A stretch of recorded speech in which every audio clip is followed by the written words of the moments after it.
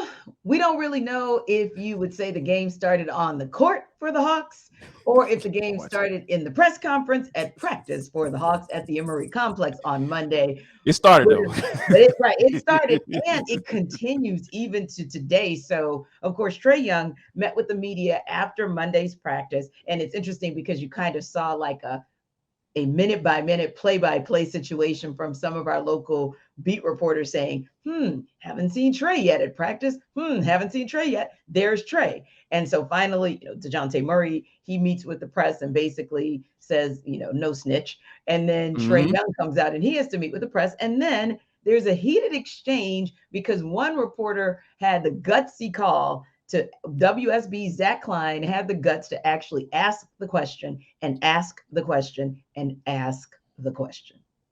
Yeah, and that's the thing. Like, I don't have an issue. First of all, I don't even know why we have to say this, but I don't have an issue with the question because it makes sense, right? Because Trey's response, and he continued to use this at talking about being a private matter.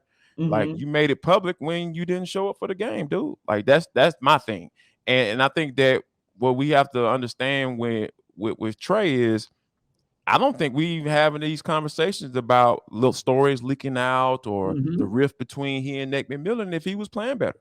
Yep. If, And if that's Trey was playing right. better, we Right. wouldn't even be talking about this, T. I Exactly. wholeheartedly believe that. Yeah, that would be definitely would be a part of it. Or if this team wasn't doing the things that they do in the fourth quarter, because it Lord. makes us look every time we see the breakdown in the fourth quarter, the question goes back to chemistry. The Right. question goes back to what's going on in the locker room and who is all into Nate McMillan's philosophy versus who's not. So that was, one of my questions like, hey, at the end of the day, you even look at the leadership piece of it, right? Yeah. So who steps up once again in the game last night, other than, missing the two free throws in the last 31 seconds, but it was DeJounte Murray. And again, Mhm. no offense, but when you look at the stat line, who beat you? The other point guard.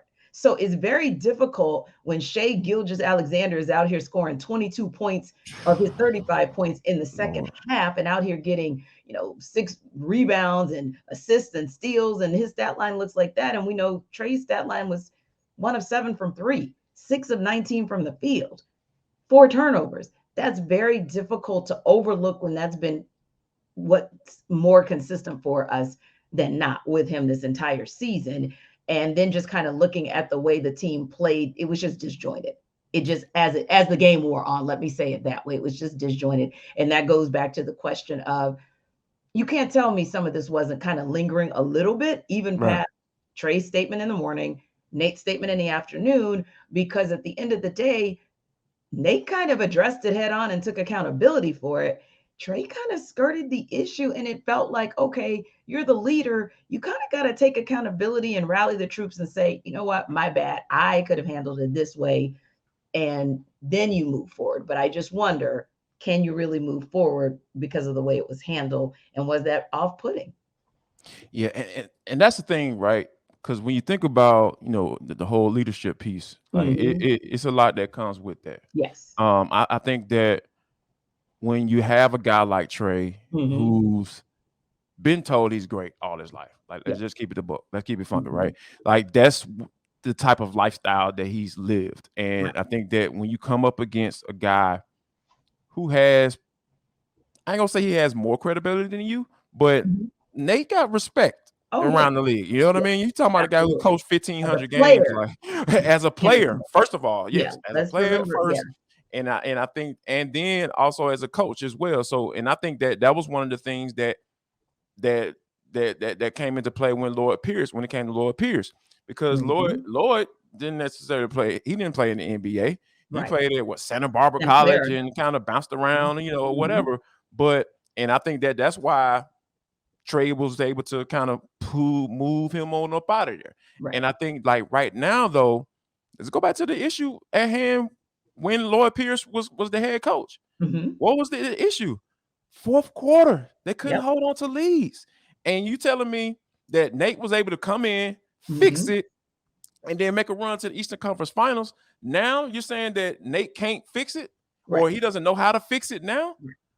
At some point, at some point, it can't be on the coach. And I hear Right. see people, fire Nate McMillan. No, Yeah, I man. shouldn't see that trending. These I don't want to see dudes, that trending. right. Now, I don't want to see that either. Yeah, I don't want to see that either because my opinion would change wholeheartedly on Trae Young because I like Trae. I really think that he is really onto something from a player standpoint. I think that he can take this team to where they want to be and to be contenders in the East.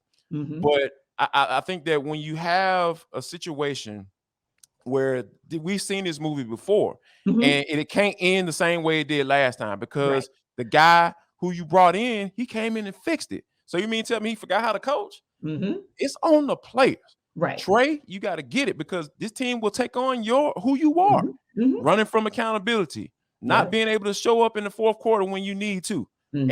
and not answering the question when you say, "Hey, just keep it funky." Yeah. Like Nate and I had a discussion about it. Mm-hmm. We're good now, and I'm just Yeah. looking to move on. Yeah. Kill all that private matter stuff, man. Right. Yeah. Because when you go there, then anyone, and I do mean anyone, could have, and granted, Zach Klein kept, following up, but He really was needling. anybody He was could have needling. followed. Huh? Yeah, I Yeah. said he was needling. He was Yeah. needling. He was trying Yeah. to find But something. anybody Yeah, could have done that. yeah, Anybody could have followed up the question because you never answered it. And right. you got to learn that you do have accountability because you didn't show up for the game. John Collins, who was injured, showed up for the game. DeAndre Hunter was at the game. You weren't. Yep. And you're the person that when folks walk into the arena and they see shoot arounds going on pre-game, they're looking for you. They're looking for you. And even if they don't see you on the court, they're looking on the sidelines to see where you are, what you're doing. Are you already dressed in street clothes, which means you're not going to play? When they don't see you, that becomes a story. And I think the other piece there is this: it's going to be interesting to see how this plays out. And that was why I had a question about how this two questions. Number one, does your best player always have to be the leader of the team? And number two, there's an organizational question out there. But before we go there, I just want to remind you guys that we appreciate you for always stopping by ATL Day Ones first and foremost, but always make your second listen and your second stop Locked On Sports Today. I don't doubt that they are talking about this story because it's ongoing. This Trae Young, Nate McMillan, Hawk saga, it's continuing to go on. So those are the types of stories that they touch on Locked On Sports Today. Also, instant reaction from things like last night, where Tom Brady does TB12 things in the last 3 minutes of a game to put the NFC South division race on its ear yet again. So check those guys out. And just like you guys love For the Culture on ATL Day Ones, you're going to like theirs as well. As called Your Take. So definitely check them out. And again, it's Locked On Sports Today. Wherever you get us, you can go get them. Odyssey app, YouTube, and of course, wherever you download your podcast. Now, going back to the leadership thing. Yeah. For me, it's a question of, does your best player have to be your leader? Assuming this is if we assume Trae is indeed the best player, because you could make an argument for DeJounte Murray because he's a two-way player, right? But let's make the argument that Trae is the best player on the team. Right. Does he have to be the leader? Because you're certainly getting what you need in leadership out of DeJounte Murray. He's showing it, he's speaking it, he's coaching up those young players. So you're getting it out of him. Could we see a scenario where maybe those two guys kind of sit down and kind of talk about the true role that each person has? Because if DeJounte is embracing his leadership role and it's something that Trae's not interested in for the most part, can they be a switcheroo? Like, hey, Trae, when we're on the court shooting, you're Batman, I'm Robin. But when it comes to switching some things out, like even John Collins has had to do these last couple of years, can we say maybe that's where DJ kind of steps forward and maybe Trae kind of falls back? Well, let me ask you this. I do think that your best player doesn't have to be the leader, right? Mm-hmm. But you do have to lead in some form or fashion, Right. and you have to lead by playing great and, Mm-hmm. and being exemplifying on the court. And you don't have to say anything. Like you don't even have to say anything when you're talking about being a leader. When game time goes around, I need you to say, "Hey, Trae, hey, it's 3 seconds left on the clock. We need a shot, and it's on you. Let's go. You take us fearless leader. Go ahead, let's do it." And Right. I think that's what I feel like the leadership role that he can take on, because asking him to be the guy to stand up on the court and off the court, Right. I think we're starting to see that might not necessarily be who he is. But I think we have seen, and I don't want to speak for you, but I think that we have seen that with DeJounte Murray. Oh, He can absolutely. be that guy to speak up and say, and be comfortable saying and being comfortable enough in his skin to say, this is what it is. And I go back to the question I asked him when on opening night at State Farm Arena. I asked him where his style of play come from. Like, why is Nate giving you the leeway to just do what you do? He said it started with my uncles. And one thing I know about playing basketball with my uncles as a young age, they ain't trying to give you anything. Right. And you have to go out there and get what you want. And that's the type of guy that I feel that DeJounte Murray is, and he fits into that leadership role. Trae Young, not so much, because I talked about it. I was like, he's a guy that's been told he's great since day one. And those guys are different. And I've been in locker rooms with those type of guys. And I'm not saying I'm not catering to one or the other or saying one is bad and one is positive. Right. But I think that you have to understand what this fit is for in that leadership role, right? Because there are multiple roles. And I don't think you have to have one leader. And because those are some of the things that I think that Trae is working on. As long as, like, because I think at the end of the day, at this moment, with those guys, having those conversations, I feel like they're going to have those conversations at some point amongst the team. But I think that at the end of the day, this will all smooth over. If Trae just starts shooting, but he's shooting under 30%. He's 35. He's a career 35% shooter from three.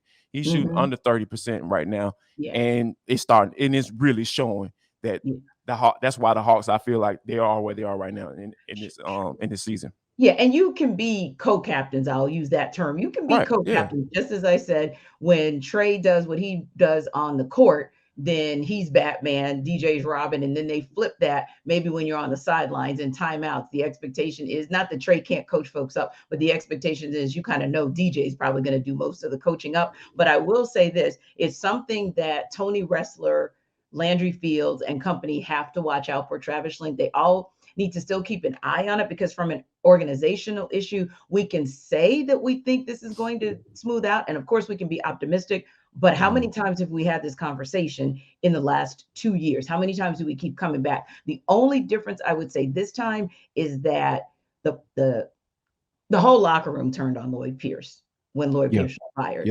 This whole locker room is not at odds with Nate McMillan. In fact, this 99% of this locker room is pretty much on the Nate bandwagon. It's just that everybody's got to get on the wagon, and everybody's got to figure out where they can sit on the wagon, and then it'll move forward. And you got to be comfortable and confident that it can move forward. And one more thing, if you're going to have those uncles or you're going to have those dads in your ear, make sure you have the right people in your ear, because they're not the ones that have to go in that locker room every day and have that chemistry or lack thereof be an asset or liability. So be careful with that. But hey, look, if you watched that game last night, you know what would have helped you out in that fourth quarter as you saw them melting down? Getting yourself a Built Bar, because you know what? If you're like me, I needed a snack after a minute as well. And a Built Bar is at least a healthy snack for us, right? So if you are stressed out in the fourth quarter of a Hawks game, or you're stressed out like a second day in a row, guys, that I had traffic issues coming home, accident on top of accident, or you're looking at that calendar and you're saying, oh dear God, I only have 19 days to buy my Christmas gifts. Get yourself a Built Bar and everything will be okay, right? It's chocolate 100%. They're cool little puffs that you can eat, right? And 160 grams per bar and 15 grams of protein that are easily soluble. What that means is they're going to get in your system and they're going to give you all the help that you need to give you that extra push. So if you are interested, and you should be, go to built.com, use the Locked On 15 code, and you will get 15% off your first order. And because it is Christmas, why don't you go ahead and spread the wealth and make that one or two of your stocking stuffers? That's built.com. Locked On 15 is your code on your first order to get your 15% off.